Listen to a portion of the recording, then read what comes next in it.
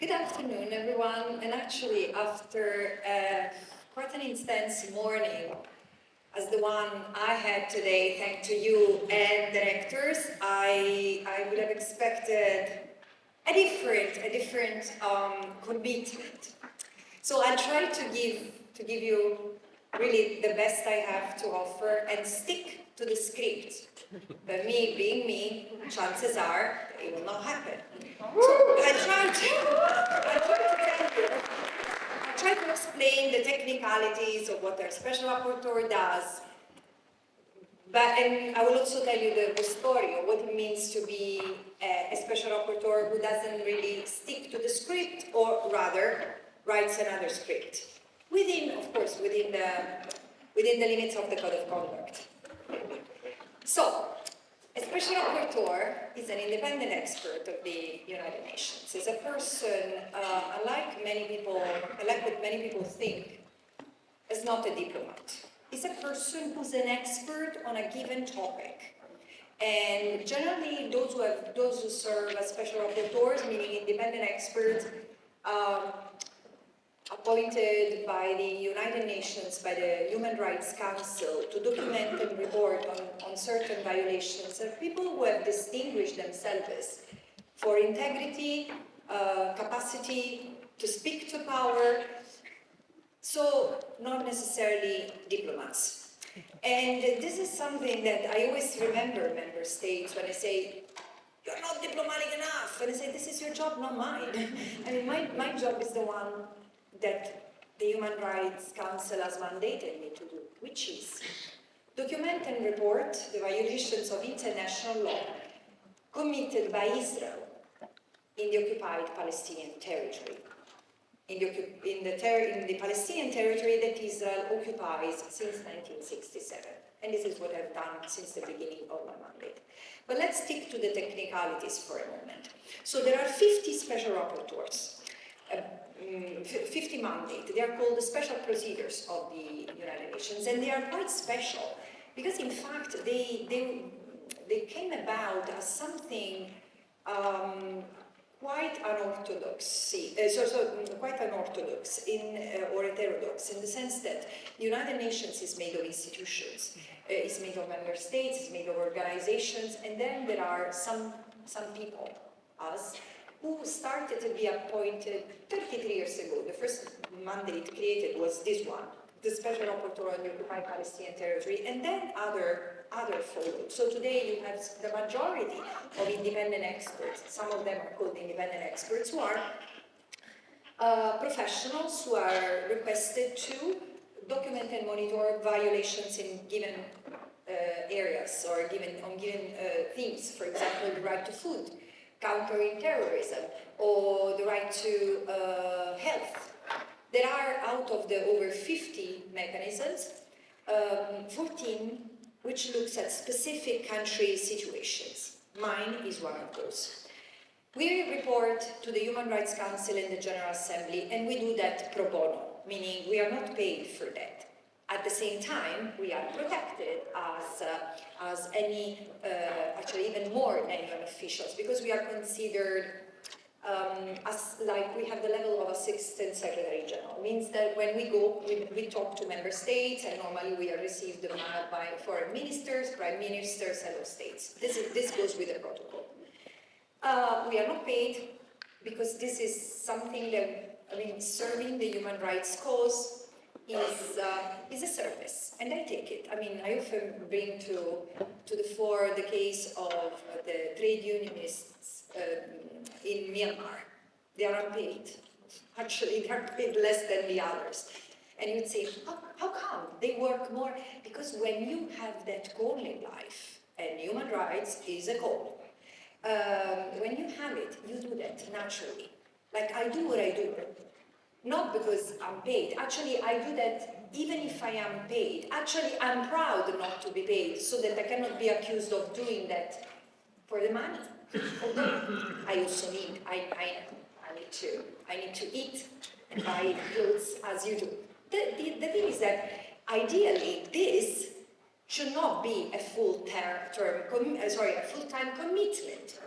Should be something that takes up to half of your time. So this is what I committed to offer to the United Nations. Indeed, as soon as I stepped in, I considered the academic engagement I had, because I was teaching in various universities, and I considered the job I had, and then moved part-time. And this is what I've done. I've been working and producing reports for 1 year and something until the genocide started. And this is where my life has changed dramatically. But ideally, what a special rapporteur or independent expert is required to do is to visit countries or visit the country of competence, the territory of competence, talk to people, observe, document, and then report about what he or she has observed. And this is the first anomaly of my work, because unlike all others, or most of the others, including the Special Rapporteur of Afghanistan, even with the Taliban in power, he's allowed to go and visit Afghanistan, while I can't. I can't visit the occupied Palestinian territory because Israel prevents me, as it has prevented my predecessors, from going, despite the fact that Israel has no authority whatsoever, not legal authority on the occupied Palestinian territory. So how do I write my reports? My predecessors used to travel to Egypt or to Jordan twice a year and meet with a number of people, listen to their testimonies, and then write about the cycle of violence, because this is what life for the Palestinians has been for decades and for generations. What I've done as I stepped into this post is to break that cycle of reporting, the cycle of reporting based on the cycle of violations, because I said I would like to focus on topics, on themes. Why? Because I wanted to give a sense of the overarching structure. This is in fact something that my predecessor, Professor Michael Link, had started doing. He's the one who exposed in 2017, and for me it was an enlightenment, the illegality of the occupation. Now it's obvious for you, maybe for you, especially the young ones among you, it's normal to talk about the illegality of the occupation. But trust me, because I used to work in Palestine as part of the UN up to a bit longer than a decade ago, and no one was there talking about the legality of the occupation. Some Israelis and some Palestinians had dared saying that the occupation was illegal to the extent it would violate rules of war and the rules of the occupation. So you cannot arrest and detain people arbitrarily. You cannot arrest and detain children so extensively. So I have written plenty of letters asking the Israeli occupation not to mistreat children while arresting and detaining them and trying them before military courts. So I've been very much part of that transforming Palestinians, or handing the question of Palestine as a humanitarian catastrophe to manage in perpetuity. So this is why, when I read in 2017 the report that Michael Link had written about the illegality of the occupation, I had an epiphany. I said, but this is the thing, we need to expose the structural issues instead of focusing on the symptoms. Because of course, arbitrary arrest and detention is massive, but is a symptom, as well as home demolition is a symptom of something that is structurally there in order to expel the Palestinians from the little that remains of their land. Anyway, when Michael Link or Richard Falk, his predecessor, of John Duggar, the other special rapporteur on the occupied Palestinian territory, before Richard Falk started talking about John Duggar denounced apartheid as a special rapporteur on the occupied Palestinian territory in 2005. He said, and he's a South African.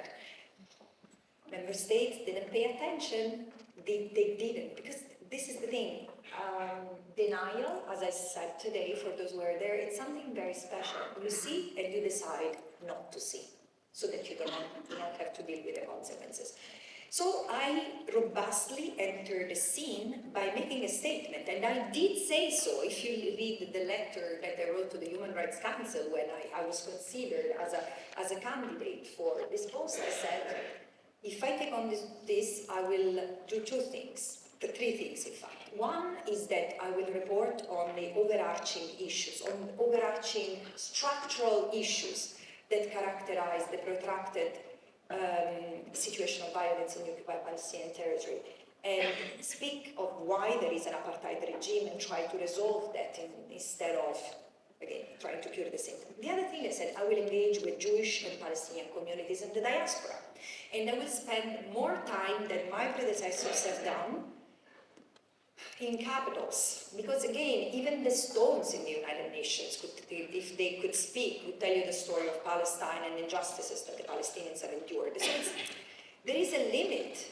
an absorption capacity issue, how much the diplomats can absorb without doing anything about what special rapporteurs tell them.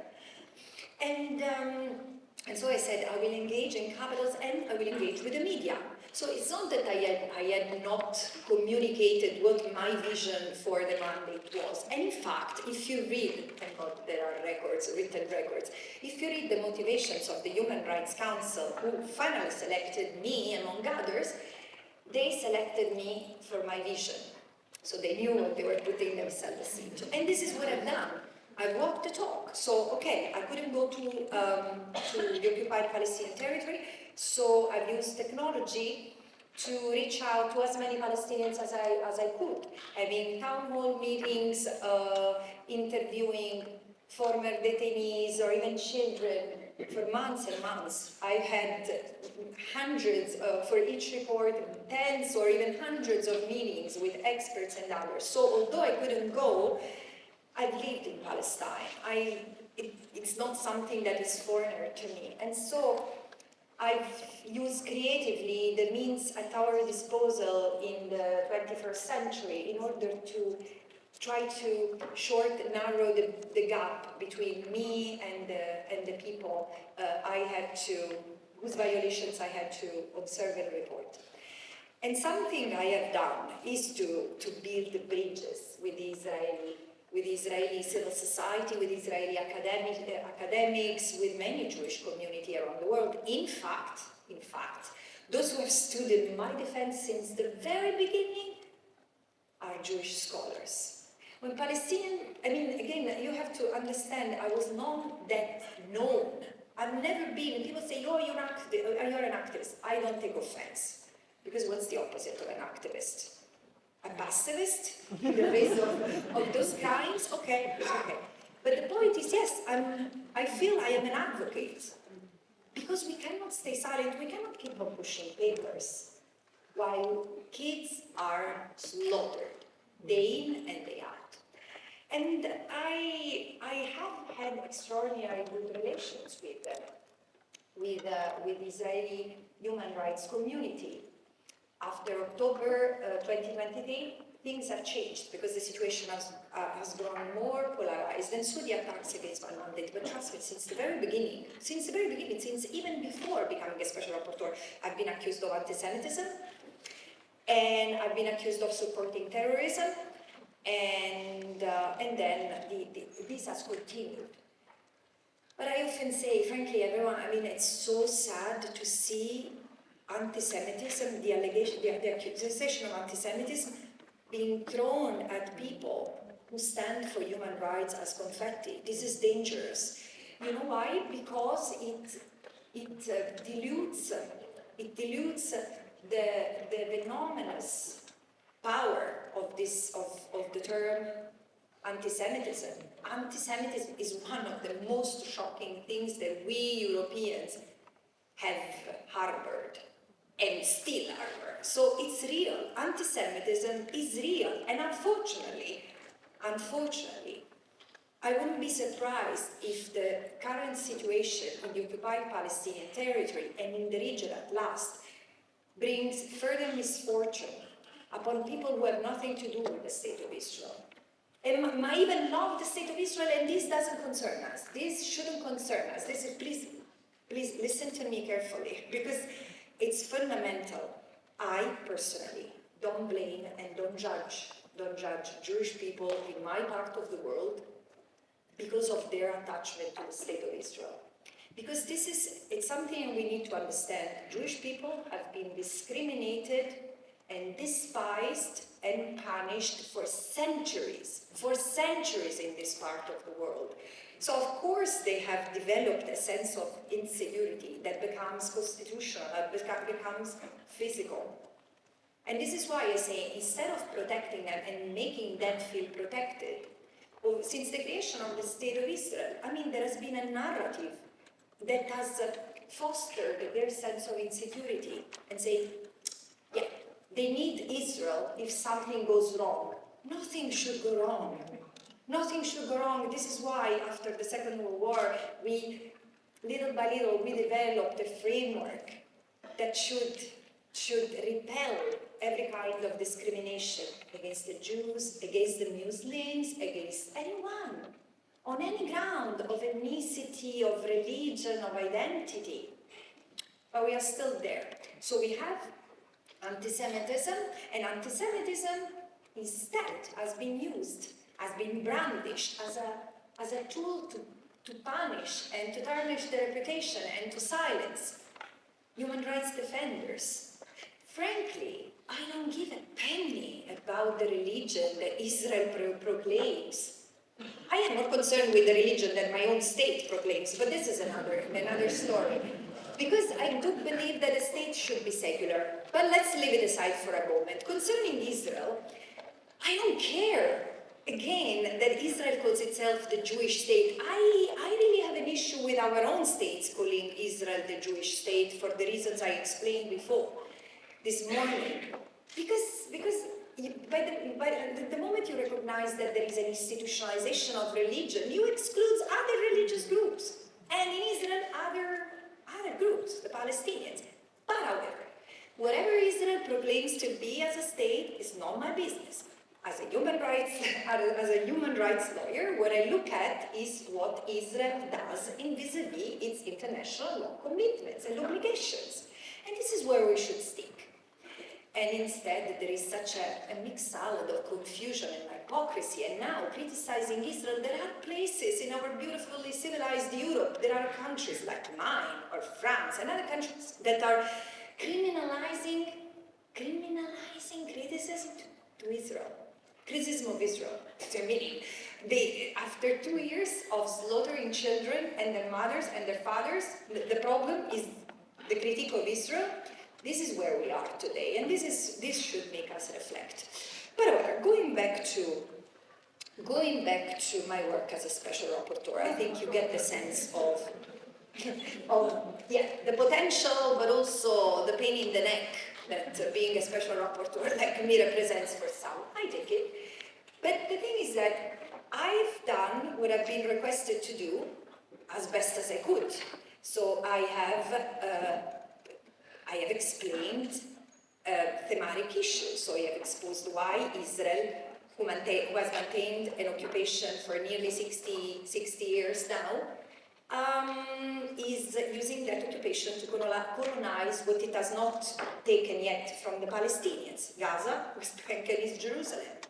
And I've told member states, you cannot keep on talking about statehood as a condition for Palestinians to have their freedom.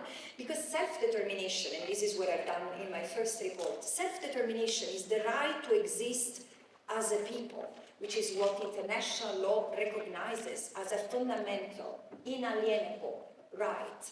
Self-determination is common Article 1 of the International Convention on Economic, Social and Cultural Rights and Civil and Political Rights. In fact, self-determination was recognized to the Palestinians before even being a positively codified universal rights in the 60s, because it was recognized as a universal right thanks to the push from former colonial countries. So, and it has always been the right of the people, is the collective right par excellence. This is what international law protects. The right of the people to exist. The right of the people not to be annihilated. So when I'm asked about the right of a state to exist, no, international law doesn't talk about the right of a state to exist. But when a state exists, then it's protected. It's protected as a member of the international community upon condition of reciprocity, which means that it is bound by the respect. It is to respect international law and basic commitments, treaties that it has entered to, customary law, as all the others, no exception. And this is why I've told member states already in 2022, stop hiding behind the argument of the two-state solution. Because while you continue to preach about the two-state solution, the basic condition for Palestinians to exist to have a state is eroding under their feet, the land. Because through the occupation, Israel has continued to take the land. I mean, now everyone is shocked by the annexing Palestinian territory against the law, because annexation is against the law by definition, is something that Israel has done in the occupied Palestinian territory since 1967. I've studied all the military orders that Israel has passed, and this is what Israel does. And transferring part of their own population, of its own population, into the occupied territory, while forcibly displacing the native inhabitants of that territory, is a crime, is a serious breach of international law. So, Israeli leaders should have been held accountable, should have been tried for war crimes since the end of 1967. And meanwhile, all the international community was focused on the symptoms. So I tried to break that pattern, as I said. And after documenting that, I've looked at something else.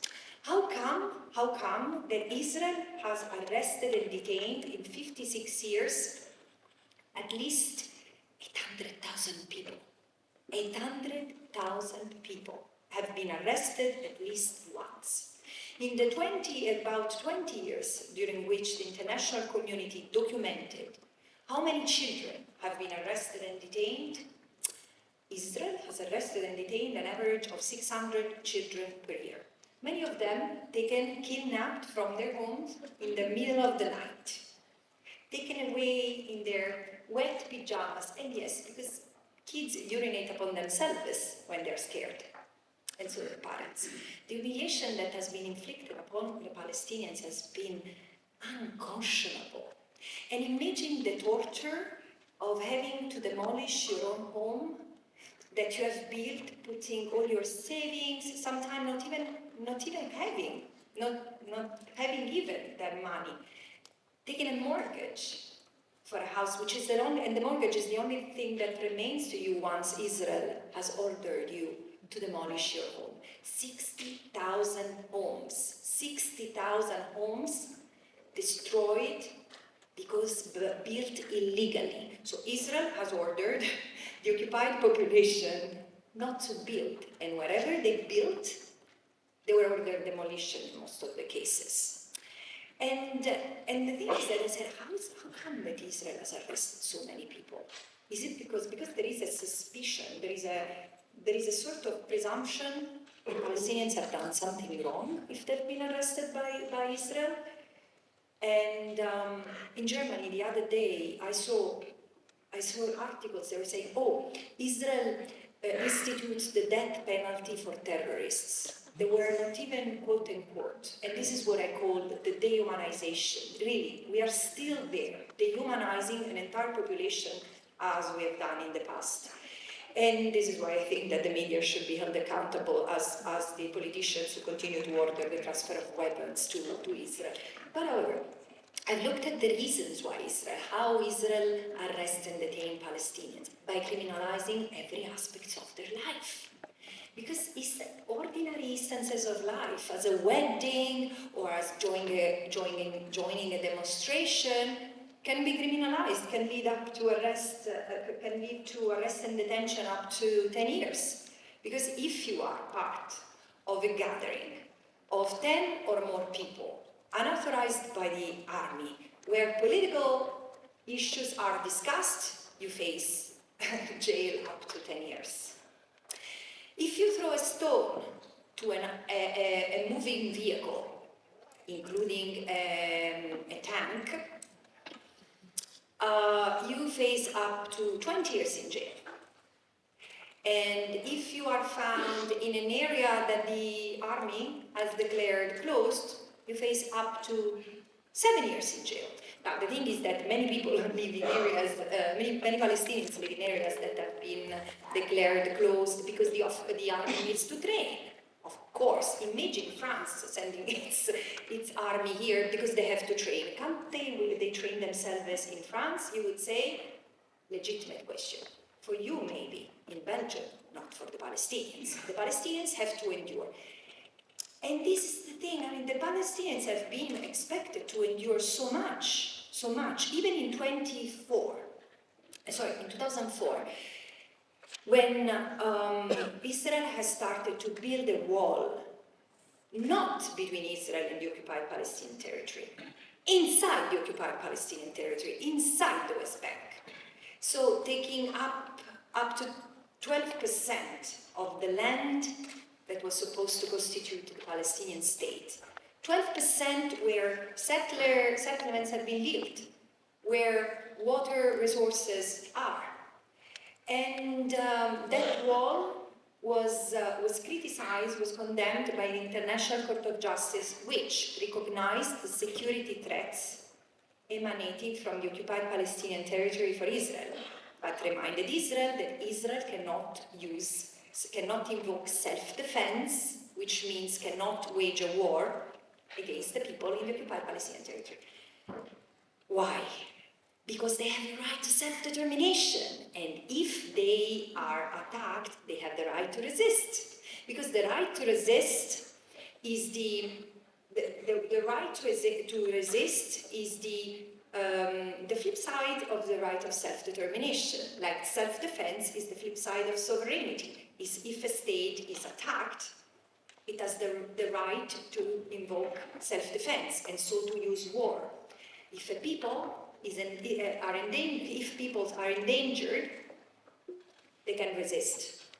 Like it or not, this is international law, and this is a product of the decolonization. This is a legal development that has been produced by former colonized countries. And it's quite misunderstood. There is a lot of hostility, because then if you say so, you justify terrorism. No, I do not. Touching civilians, killing civilians, taking civilian hostages is a crime. Is a crime both if the victims are Israelis or Palestinians. And this is why I say why the international community has never reacted offering unconditional support to the Palestinians as they were enduring what they have endured under Israeli rule. This is a question I've had and I've asked to the international community, the member states, many times. And I've also tried to tell the story of Palestine through the eyes of the children. The summer of 2023, I spent it by talking to Palestinian children everywhere in Gaza, the West Bank, and East Jerusalem, because I said, maybe, if I tell what the occupation is through the eyes and through the words of a child, it will convince these mummies in the United Nations. Maybe it will shake something inside them, because they are mothers and fathers like me. How come I'm horrified and they are not? I was naive. And, but there was also October 7, which has become the year zero of human conscience. There was nothing before. Forget the Nakba, forget the Naksa, and this doesn't mean to justify the violence that was used against Israeli civilians on October 7. But Israeli and Palestinian human rights organization has said it all along. Stop oppressing the Palestinians because Palestine is becoming like a powder keg. It will explode, and it exploded in a very different way than anyone had expected, but it did. And these are the consequences of unconditional support to Israel. What we have today is the fact that Israel has not just enjoyed support for ideological, political, financial reasons. Israel has enjoyed support that is unconditional. So member states that have said, do whatever you want, we will be behind you. And they said it, and they did it. I mean, 950 days into this, member states have still to cut their ties with the occupation. So I've documented the genocide for the past 2.5 years now. And I've produced a report that exposes what genocide is. Really, this is the colonial pedagogy of a genocide. I mean, we can see what indigenous people before the Palestinians who have been genocided have gone through. And the denial of it, as said, denying a genocide is part of the genocide itself, because you couldn't have it, and if you saw it and activated all the mechanisms that we have in the international system to prevent it. But here's the thing: where we are now we are on the cusp of something else. I still don't know what's coming next. I hope that all the efforts that many are putting into a positive change will bloom. I'm not sure, it depends. There are many if. But what I know is that Palestine is really, and there is so much symbolism in, this is when I transform from a special rapporteur into a priest. Bear with me. But there is so much symbolism that gets into this moment.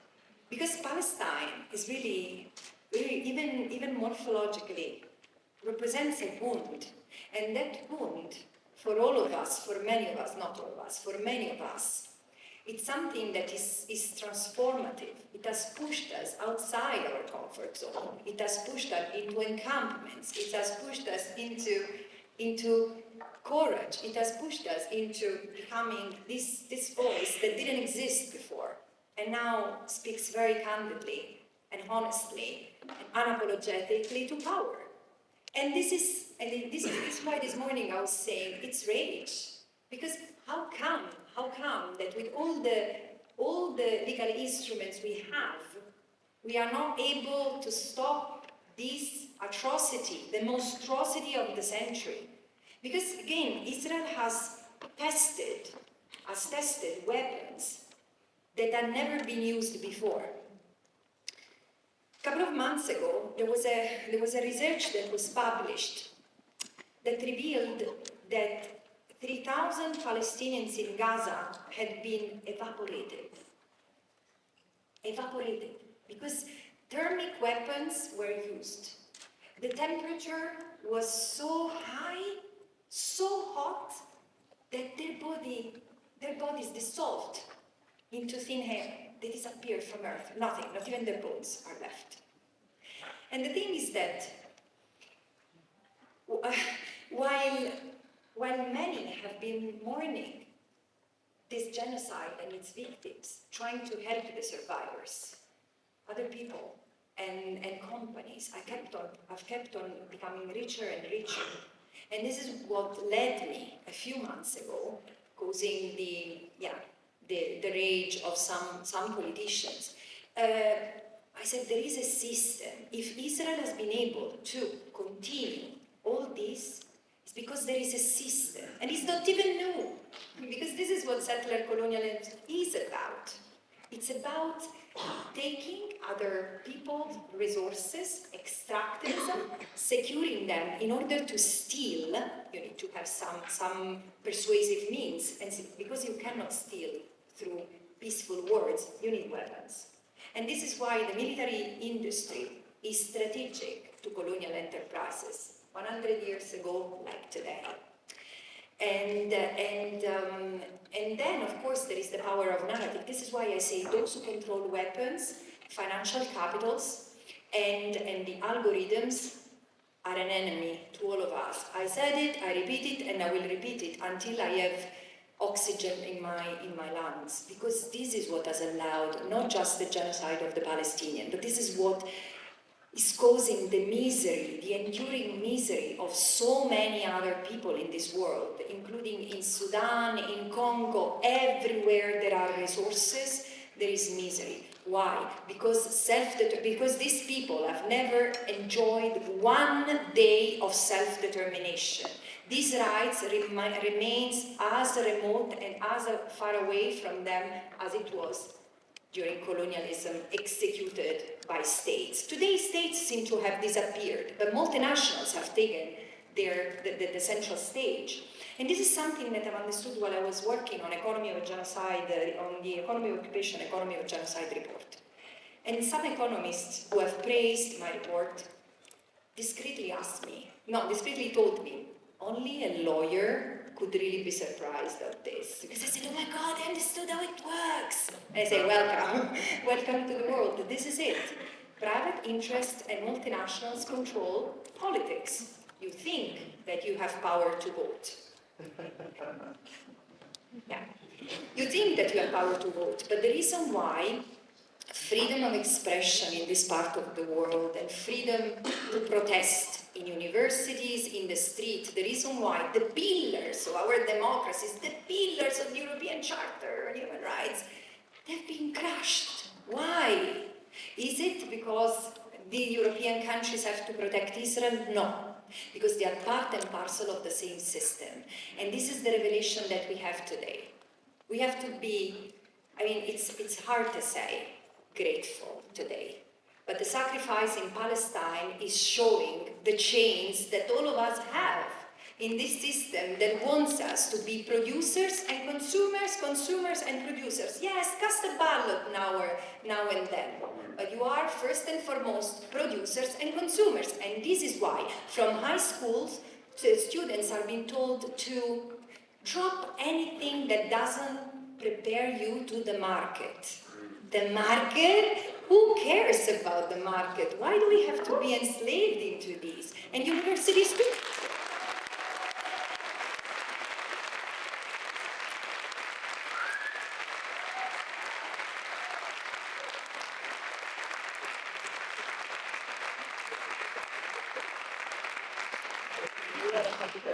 The problem today, and I would like to reassure the rectors here that I'm not going to say anything bad, because actually I think that we should all be grateful, then I will explain what I mean.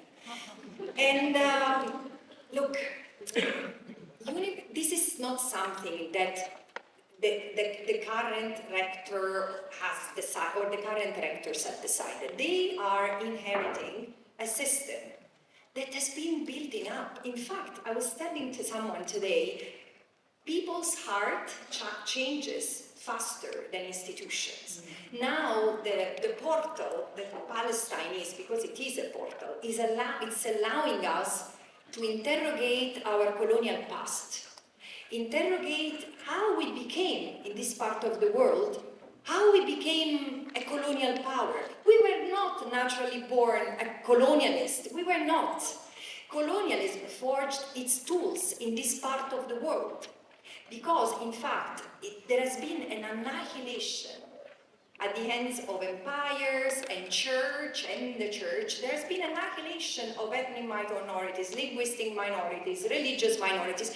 Do you know why the Sami people in Scandinavia, they are called indigenous? Because they are a resisting community, because they are paid. The only thing, when I met them, they said, we are considered black. I said, oof. Either someone needs glasses here in Norway, or you're not black at all. Why are they black? Because black means impure. Black is anything that stands against the purity, the whiteness of the centuries ago church. But this is the thing, they are pagans. The only thing that they have is that they don't pray the same God that Christianity has imposed. And again, I would like to defend Christianity because Christianity is a lot about spirituality. And spirituality has been hijacked as a form of religion. We, in this part of the world, have been disconnected from the land. So we struggle to understand why, for indigenous people, the land is so significant. But Palestinians have taught me that, again, the land, for them, is like their nursing mother, as I was saying today.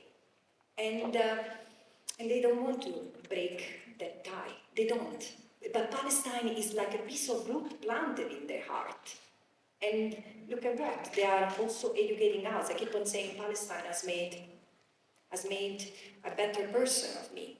And I'm helping other people understand what I've understood. It took me over a decade to understand why, for Palestinians, the entire thing is apartheid.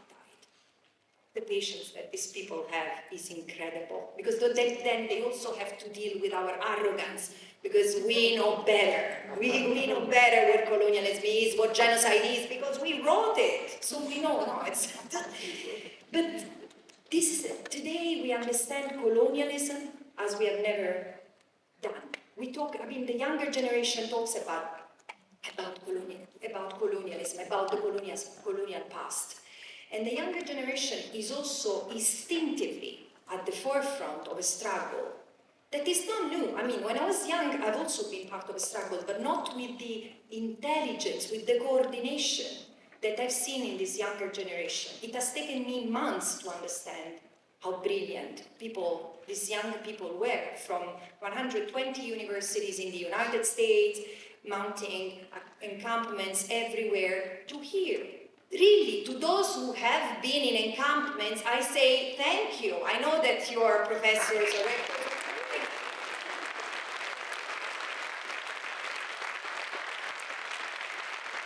Because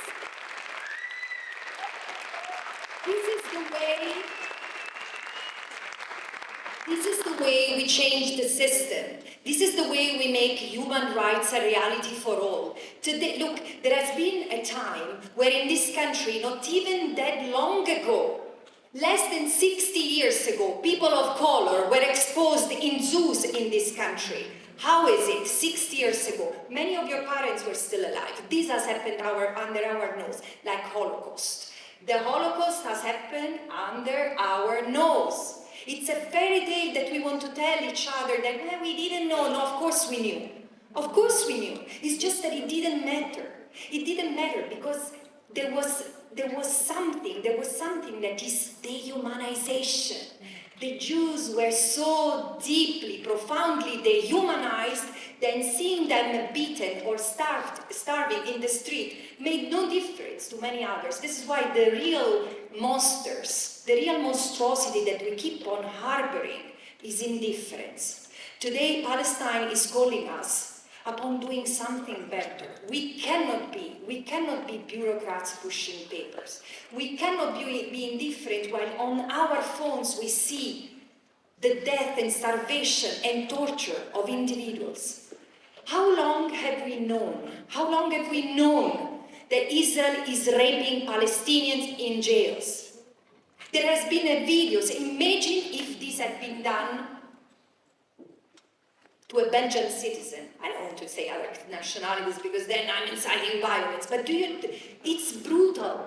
It's brutal. Palestinians are paying the price of being Palestinians. And this is the dehumanization that we need to address from within the guts of our societies that are pretty convulsed at this moment, but this is the beginning of, actually, I think that the revolution has already started. It has a name, and it's sumut. For me, this is the beginning of something new.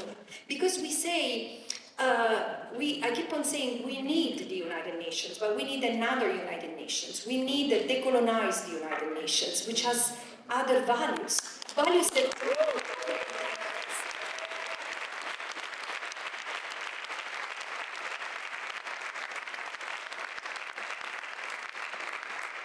Values that comes from African countries, like this beautiful, beautiful concept of Ubuntu. I love Western enlightenment. Honestly, I do. I'm a proud European. And this is why when I say, oh, you are Palestinian. No, I'm not Palestinian, I'm Southern Italian, so let's keep things clear. But again, there are so many. I mean, it's not that you need to be Palestinian to do the right thing. And again, today, I think of the Ubuntu. I exist, I am because you are. This is key. This is not just words. This is key. The key principle of solidarities. Because look at, there are indigenous people that don't even have the pronoun I. I doesn't exist. They only have we. They only conceive themselves as part of a whole. The secret of humanity is this. I exist because you exist. And we need to protect each other because frankly, we are the only species in the world that whose members kill each other's children, and we have to stop. Because again, the problem is identity politics. But I also look at how we can live in diversity, and I've been living for half of my life. Maybe this is the reason why I'm such a special rapporteur. So special, I'm joking. But the unity in diversity. This is what people in Asia say, and it doesn't mean that they do not have conflict. They do. But there is a basic principle of acceptance. So this is why I say we need a decolonized multilateralism. But the test for it is this moment. Is Palestine, and I was saying, and with this I will conclude, the word sumud is the value that speaks to this moment. Sumud is more than resistance. I mean, imagine a Hegelian dialectic. The status quo is not sustainable, and we have the tendency to deny what to say we don't want this, and we move to the antithesis. The no king movement is wonderful, but it's still no king. It's still moving from the thesis to the antithesis, if you see what I mean. We need to reach another stage. This is why I'm saying it's not just about resisting the status quo. We need to use what Edward Said used to call the power of imagination. This is what has allowed the Palestinians to survive from the fragments of exile. One day, their land was taken, crumpled into pieces, and the people were scattered across the region. And look at them, 8 years later, these people still exist as a people, against all odds. And they are teaching us a lesson from the pain of genocide of their own people. They're telling us, we can adapt. And this is the secret of sumud. You adapt to circumstances, but you adapt to circumstances while continuing to live and to love life. I think that this is the most important lesson that we can take from this moment. Plant it inside ourselves as a root and let it bloom. Thank you so much.